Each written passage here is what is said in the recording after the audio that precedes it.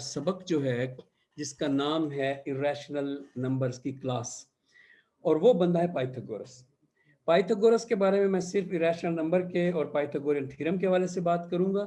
Music की बात या दूसरी जितनी भी यहाँ पे लिखी हुई हैं, पाइथागोरियन थ्योरम है, एक पाइथागोरियन ट्यूनिंग है, द 5 रेगुलर सॉलिड्स हैं, द थ्योरी ऑफ प्रोपोर्शंस है, the sphericity of the earth है। एक ये बात हम करेंगे कि उसने जमीन के सिलेंड्रिकल जो नजरिया था उसको रिजेक्ट कर दिया। तो पाइथागोरस जो है ये भी उसका डायरेक्ट शागिर्द है। एनाक्सिमेंडर और पाइथागोरस आपस में मिलते भी हैं। पाइथागोरियंस कौन है? पाइथागोरियंस पाइथागोरस को मानने वाले लोग हैं, और ये कल्ट था। ये लफ्ज देखें, CULT, इंपॉर्टेंट है, CULT। ये एक कल्ट था। कल्ट का मतलब होता है चंद लोग जमा हो जाएं और वो कोई मजहबी गिरोह बना लें या सीक्रेट गिरोह बना लें। लेकिन ये कल्ट था बड़ा कटर रिलीजियस। ये लोग गोश्त नहीं खाते थे, ये लोग सोना नहीं पहनते थे, ये लोग सूरज की तरफ बैठ के मुंह करके लेटरिन नहीं बनाते थे, पेशाब नहीं करते थे, जो हम मुसलमानों में भी मुंतकिल हुआ पाइथागोरियन तस्वुर ये वाला। और ये बड़े रिलीजियस थे और हार्मनी ऑफ नंबर्स में इनका बिलीफ था। This is main thing in our lecture today, harmony of numbers in the universe. ये कहते थे कि जो नंबर है ये गॉड है। 1 से 2 बनता है, 1 से 3 बनता है, 1 से 4 बनता है। इसलिए उन्होंने कहा था कि ये पूरी कायनात का जो सिस्टम है वो है 1 2 3। ये जो 1 है ये तो हो गया इंटीजर बेसिक होल नंबर। ये जो 2 है ये तस्निया, अरबी में जब हम गर्दान पढ़ते हैं ना अरबी में, तो हम एक लफ्ज पढ़ते हैं तस्निया। तो हर शय कायनात की 1 से 2 होती है। जैसे कुरान में भी है कि खलक मिनहा ज़ौजहा, मतलब खलककुम मिन नफ्स वाहिदा, हमने आपको नफ्स वाहिदा से पैदा किया, व खलक मिनहा ज़ौजहा, फिर हमने उसमें से उसका ज़ौज पैदा किया, वबस्सा मिनहा वबस्सा मिनहुमा रिजालन कसीरन व निसा, और हमने उनमें से फैला दिए बहुत से मर्द और बहुत सी औरतें। तो ये तीसरा 3 जो है ये जमा है। अरबी की तो सही ग्रामर इसकी तर्जुमान है इस पाइथागोरियन ख्याल की। जब हम अरबी ग्रामर पढ़ते हैं तो हम पढ़ते हैं वाहिद, तस्निया और वाहिद, तस्निया और जमा। ये अरबी की हम गर्दान में पढ़ते हैं। तो ये जो अरबी ग्रामर का पैटर्न है, इसको इसलिए बताया, इसका कोई ताल्लुक नहीं है वैसे डायरेक्ट पाइथागोरियन ख्याल के साथ, कि ये भी ये कह रहा है 1 2 3, ये जो जमा है ये 3 को इस जगह पे आपने इसको ले आना है। तो ये भी यही कह रहा है 1 2 3, और ये कायनात है 1 2 3। 1 से एमिनेट होती है हर चीज, 1 से 2 बन जाती है और 2 से कसरत बन जाती है। तो ये एक पाइथागोरियन होल की वजह से एक ख्याल डेवलप हुआ।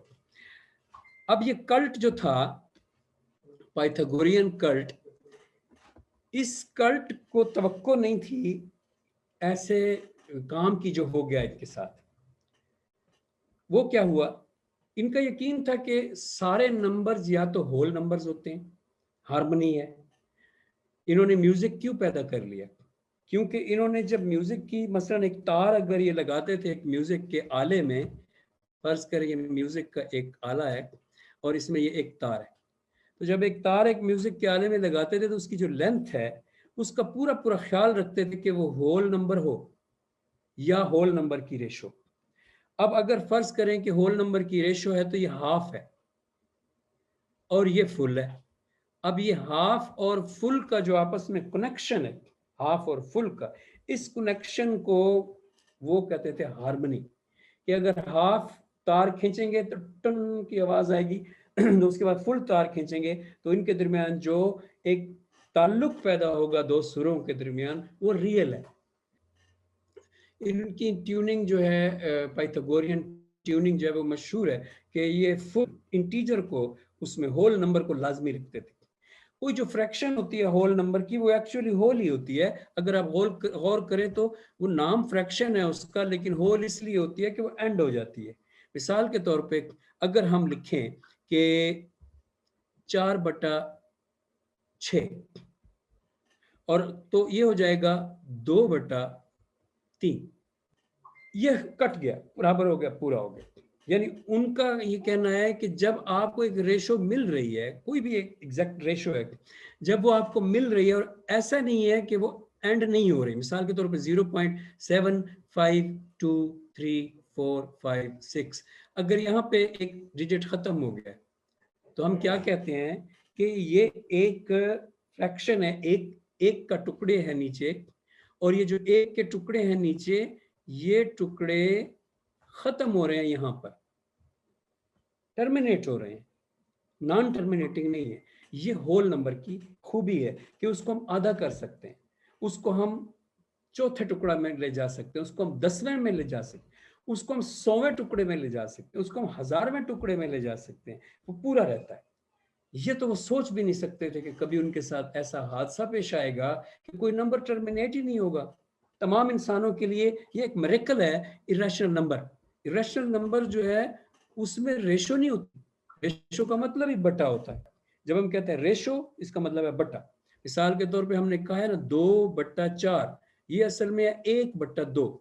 ये 1/2 है और ये रेशो है।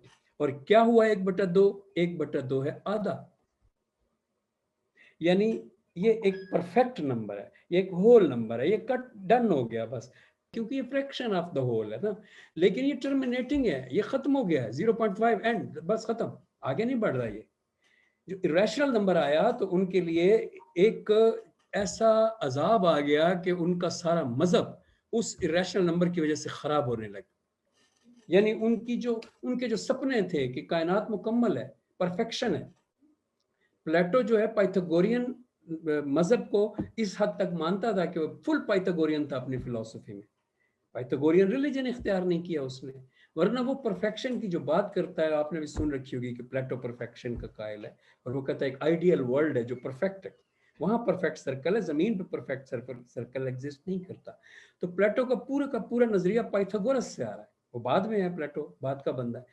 तो पाइथागोरियन जो परफेक्शन है कि यूनिवर्स में हार्मनी है और परफेक्शन है, इवन के प्लैनेट्स की जो कि वंडरर्स हैं, जो नजर आती है हमें मूवमेंट, यानी हमें प्लैनेट की मूवमेंट जो हमें बाकी यूनिवर्स की जो मूवमेंट है वो तो पूरे सर्कल में नजर आती है। सूरज की हरकत पूरे सर्कल में, चांद की हरकत पूरे सर्कल में, सितारों की रात के वक्त जो ऐसी हरकत आ रही है, अब तो जमीन तो रुकी हुई, सोचें तो सितारे हरकत करेंगे ना। फिर आप छत पे चढ़ जाएं गर्मियों में और देखें 2 घंटे बैठ के सितारे बकायदा एक यूनिफॉर्म वेलोसिटी से, जिनमें कोई परफेक्शन में कमी नहीं होती, क्योंकि वेलोसिटी यूनिफॉर्म ना हो, एक्सेलरेटेड हो, तो परफेक्शन खत्म हो। तो यूनिफॉर्म वेलोसिटी से ट्रैवल कर रहे हैं। तो उस वक्त जो प्लैनेट्स थे, यानी जुपिटर और मार्स और वीनस, तो ये जो प्लैनेट थे इनकी हरकत डिफरेंट थी ऐसी, तो इनको वंडरर कहा जाता है, आवारा सितारे। तो वो कहते थे नहीं नहीं, हम वो इतने कायल थे होल नंबर के कि वो कहते थे नहीं नहीं, गलत कर रहे हो, देखने की गलती कर रहे हो। ये बुनियादी तौर पे छोटा सा यहां पे सर्कल बनाओ, सर्कल जो यहां से देखें, सर्कल परफेक्ट है। अगर कोई आदमी सर्कल को साइड से देखे, इस तरफ से, तो सर्कल उसके लिए ऐसे इलिप्टिकल नजर आएगा। यानी उन्होंने इसके बारे में भी एक फैसला कर लिया कि जो वंडरर वंडरर प्लैनेट्स हैं वो एक्चुअली परफेक्ट सर्कल है। हमारा जो रुख है देखने का, उनको जो एंगल है, उसमें हम उनको लेटा हुआ सर्कल देखते हैं तो इलिप्टिकल हमें नजर आता है, जिसकी वजह से हमें लगता है कि उनकी परफेक्शन नहीं है उनमें। नहीं नहीं, वो कहते थे आसमानों पे परफेक्शन है और हर जगह परफेक्शन है। होल नंबर की इतनी वो कदर करते थे। पर हुआ क्या? हुआ ये कि पाइथागोरियन थ्योरम जब आया, पाइथागोरस ने जब पाइथागोरियन थ्योरम डिस्कवर किया, जो कि आप सब जानते हैं क्योंकि किताबचे में भी था, और आप में से कौन है जिसने पाइथागोरियन थ्योरम पढ़ ना रखा हो, जो कि ये कहता है कि अगर आपके पास एक राइट एंगल ट्राइंगल होगी हमने किताबचे में पढ़ा, इसलिए मैं इस पर टाइम नहीं लगाऊंगा। तो अगर आपके पास एक राइट एंगल ट्राइंगल होगी तो उसके जो खतूत हैं यानी लाइंस हैं वो 3 होती हैं। उन तीनों लाइनों में ये नीचे वाली लाइन है, ये साइड वाली लाइन है और ये तिरछी लाइन है। इन तीनों लाइनों से चाहे हम तो 3 स्क्वायर ड्रॉ कर सकते हैं। ये हमने किताबचे में बनाया था। ऐसे नीचे वाला स्क्वायर और ये इस साइड वाला स्क्वायर। अब अगर आपके पास घर में बच्चों को पढ़ाने के लिए, अपने बच्चों को, भतीजे भतीजियां, बेटे बेटियां पढ़ाने के लिए जब ये टाइम आए पाइथागोरियन थ्योरम का, तो आप कागज का बनाएं, कार्ड का, और उसके अंदर कैंची से काटें बराबर बराबर डब्बे चारों में। अब मैं ये सब में नहीं बनाऊंगा, टाइम नहीं है, तो बराबर बराबर काटें। तो फिर जो डब्बे आप उसमें गिनेंगे, उनकी गिनती की तादाद ये होगी कि इस ए इसका नाम रख देते हैं।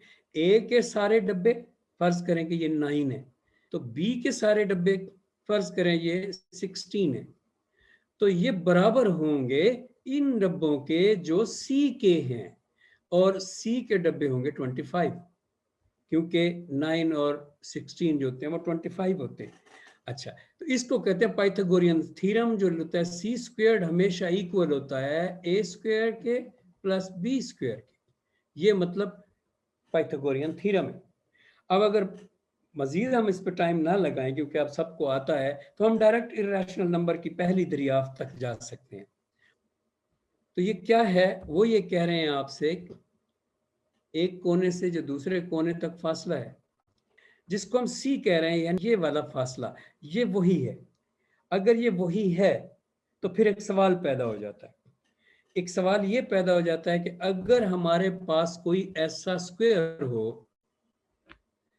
जिस स्क्वायर का नाम हो यूनिट स्क्वायर, और उस स्क्वायर के अंदर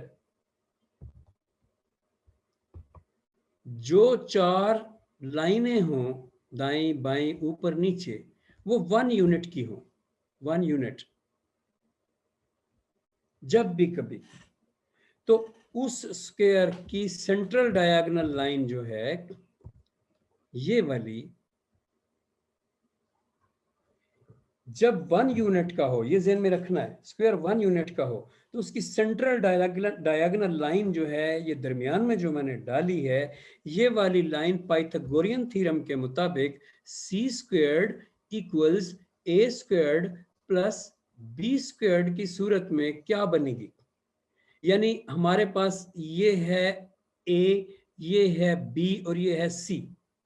अगर हम इसको 1 यूनिट का सर्कल मान रहे हैं, तो फिर हमारा ए 1 है और उसका स्क्वायर, फिर हमारा बी जो है वो 1 है और उसका स्क्वायर, और फिर हमारा जो सी है वो क्या आएगा। जब आप खुद देखें कि 1 का स्क्वायर हो तो 1 का स्क्वायर हो, तो ये तो बन जाएंगे 2। ऑटोमेटिकली हमारा जो स्क्वायर आएगा वो होगा स्क्वायर रूट ऑफ 2। और जो स्क्वायर रूट ऑफ 2 होता है, स्क्वायर रूट ऑफ 2 होता है, जब आप इसको हल करते हैं, अभी आप ग्रुप में भी इसकी बात कर रहे थे, तो जब आप इसको हल करते हैं तो ये तो नॉन टर्मिनेटिंग है। ये तो मतलब फिर आज तक लोग इसके डिजिट बढ़ा ही रहे हैं, इसके डिजिट तो पाई की तरह से खत्म नहीं होते, तो ये तो होल नंबर नहीं होगा और रैशनल भी नहीं होगा, क्योंकि इसकी रेशो नहीं बन सकती। जब इसकी रेशो नहीं बन सकती तो एक सवाल पैदा हो जाता है, जिस सवाल की वजह से पाइथागोरियन रिलीजन को चैलेंज दरपेश हो गया। एक बंदा था पाइथागोरियंस में, हिप्पासस, हिप्पासस उसका नाम है।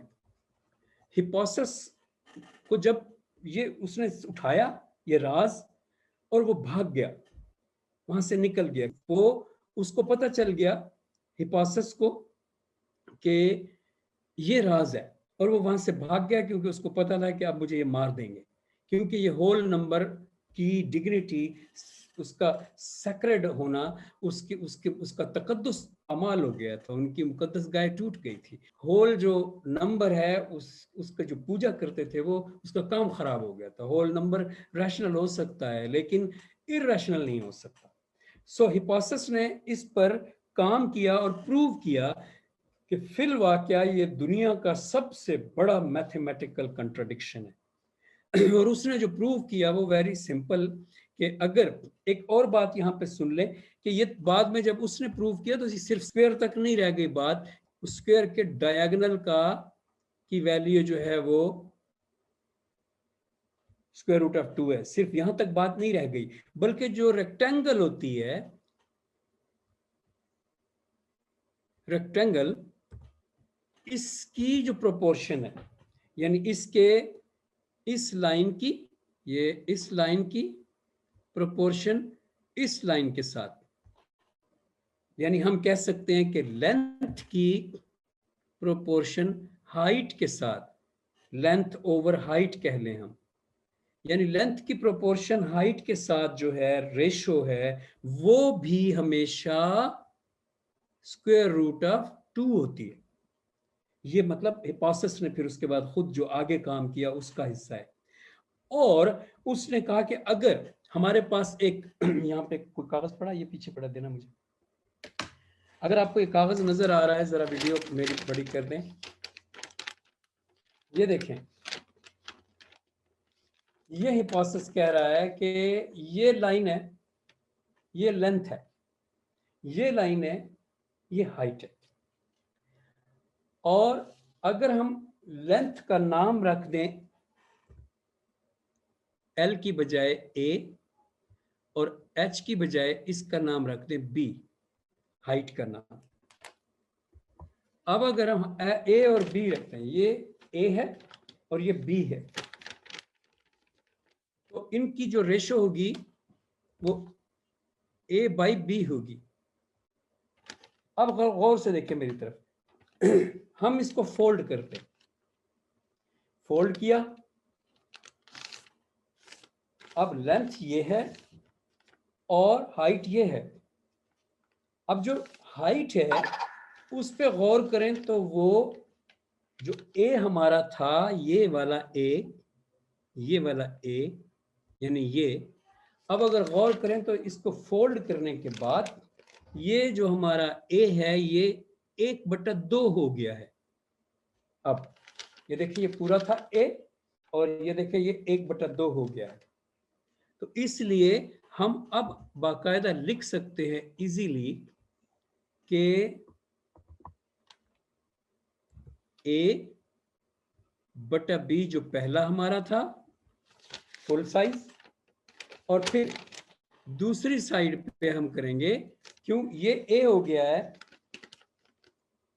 असल में ये बी हो गया क्योंकि अब ये लेंथ है, तो लेंथ जो पुरानी लेंथ है उसका नाम है बी, इसलिए बी ऊपर आएगा। हम लिखेंगे बी बटा, अब जो ये लेंथ है तो लेंथ तो ऊपर आती है, जैसे हमने शुरू में यहां करके दिखाया कि एल ओवर हाइट करना है। ओके, अब लेंथ ऊपर आती है, फिर हमने इसको फोल्ड किया, जब हमने इसको फोल्ड किया तो ये लेंथ है तो लेंथ ऊपर आएगी, लेकिन ये नाम इसका बी है। जब ये ऐसे थी तो ये देखिए ये बी थी, और अब इसको हमने जब फोल्ड किया तो ये बी रहेगी, लेकिन अब ये लेंथ बन गई तो ऊपर आएगी, लिहाजा ये बी ऊपर आ गया। अब जो पहले वाला बी है उसकी जगह पे इसका हाफ आएगा, तो वो आएगा 1/2 ए। थोड़ा सा मैथमेटिक्स का काम करना है यहाँ पे, अलजबरे का, और वो आप सबको आता होगा कि अगर हम इस b को उठाकर दूसरी साइड पर ले जाएं तो ये बन जाएगा b², और हम इस a को उठाकर इस साइड पे ले आए तो ये बन जाएगा a², और ये जो 1/2 है इसको मैथमेटिक्स या अलजबरे की रूह से हम ऊपर ले जाएं तो यहाँ सिर्फ 2 आ जाएगा, यानी ये बन जाएगा a² इक्वल्स 2b²। अब जरा गौर से देखें कि 2b² जो है ये क्या है, क्या कह रहा है, इस तरफ हम a² लिख देते हैं, ये जो 2b² ये क्या कह रहा है, याद रखें, जब भी कोई किसी चीज के साथ 2 मल्टीप्लाई हो रहा हो हमेशा, तो वो नंबर जो रिजल्ट में निकलेगा इवन नंबर होगा, जुफ्त आदाद। ऐसा हो नहीं सकता। मिसाल के तौर पे आपके पास 7 है, वो इवन नंबर नहीं है, लेकिन अगर वो 2 के साथ मल्टीप्लाई हो रहा होगा तो जवाब आएगा 14, यानी जो जवाब आएगा वो इवन नंबर होगा। अच्छा, अब अगर यहाँ पे हमने देखा कि ये 2b है, तो 2b स्क्वेयर्ड 2 मल्टीप्लाई हो रहा है, स्क्वायर को भूल जाएं, क्योंकि स्क्वायर अगर हम ब्रैकेट में 7 का भी कर लेते हैं, फर्ज करें, तो मल्टीप्लाई तो 2 के साथ ही हो रहा है, रिजल्ट तो निकलेगा तो इवन आएगा। इसलिए हम यहाँ लिख सकते हैं कि b इज इवन। ओके, हमने एक इक्वेशन निकाली, b इज इवन। अब जो हमारा a था उसका क्या बनेगा? हमारे पास है 2b squared equals a squared. जब इक्वल का साइन दरमियान में हो तो उसका एक ही मतलब होता है, नॉट इक्वल नहीं है वो, ग्रेटर देन लेसर देन नहीं है वो, इक्वल है वो, प्रॉपर इक्वल। सो अगर प्रॉपर इक्वल है तो इसका मतलब अगर ये इवन नंबर है हमेशा, ऑड नंबर नहीं है, तो ये भी इवन नंबर होगा, हमेशा ऑड नंबर नहीं होगा। बट जब हम देखते हैं कि क्या ए स्क्वेयर्ड को हम कह सकते हैं कि ए स्क्वेयर्ड हमेशा इवन नंबर हो सकता है? नहीं, क्योंकि अगर हम ए की वेरिएबल को 7 के साथ फिल करें तो हम जब 7 स्क्वेयर्ड करेंगे तो ये तो 49 आ जाएगा, जो कि इवन नहीं है। इसका मतलब क्या हुआ? इसका मतलब ये हुआ कि ए स्क्वेयर्ड अकेला तो इवन नहीं है, लेकिन चूंकि हम जान चुके हैं कि 2b इवन है, तो उसके इक्वल जब भी ए स्क्वायर होगा वो इवन मानना पड़ेगा।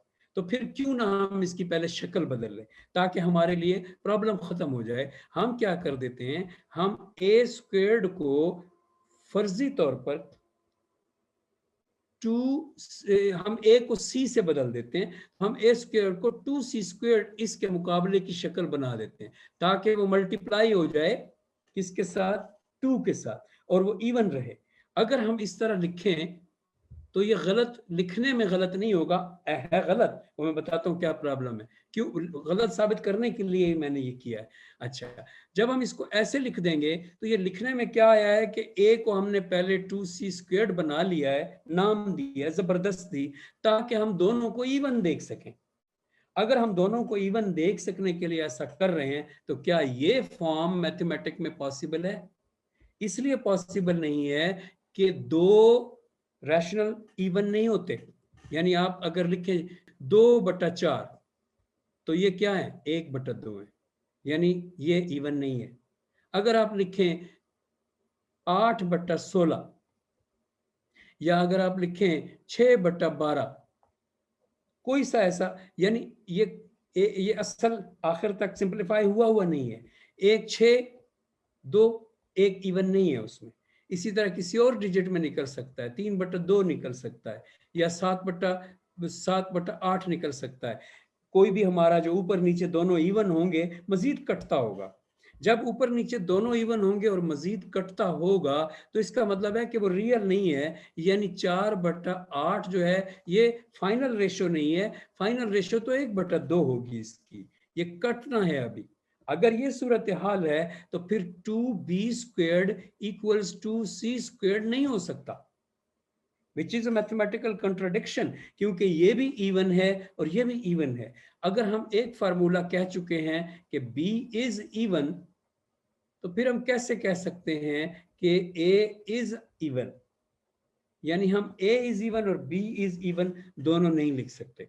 तो इसलिए ये वो मैथमेटिकल कंट्राडिक्शन है जिसकी वजह से उसने कहा कि पॉसिबल ही नहीं है, हिपोसिस ने कहा कि कभी भी हम कहें कि ये जो रेशो है इनकी, एक रेक्टेंगल की, कि उसकी जो लेंथ है और उसकी जो हाइट है, इनकी जो रेशो हम निकालते हैं, ऐसा पॉसिबल ही नहीं है कि वो रेशो स्क्वायर रूट ऑफ 2 की फॉर्म में ना आए। जब आप इसको दूसरी शक्ल में देखें कि जब हम कह रहे थे शुरू में कि a/b बराबर है b/½ a, जब आप ये कह रहे थे तो अगर आपने गौर किया कि इसको थोड़ा सा मजीद सॉल्व करें, बी स्क्वायर और ये 2b, और फिर हमने अगर इसको देखना है कि क्या ये वाकई स्क्वायर रूट ऑफ 2 ही है, तो आप गौर से देखें कि ये b इसके नीचे आ सकता है, यानी ए स्क्वायर बटा बी स्क्वायर, सामने क्या बच जाएगा 2। अब अगर हम इसके ऊपर स्क्वायर रूट डालेंगे तो इसके ऊपर खुद ब खुद डालना पड़ेगा, उसूल है।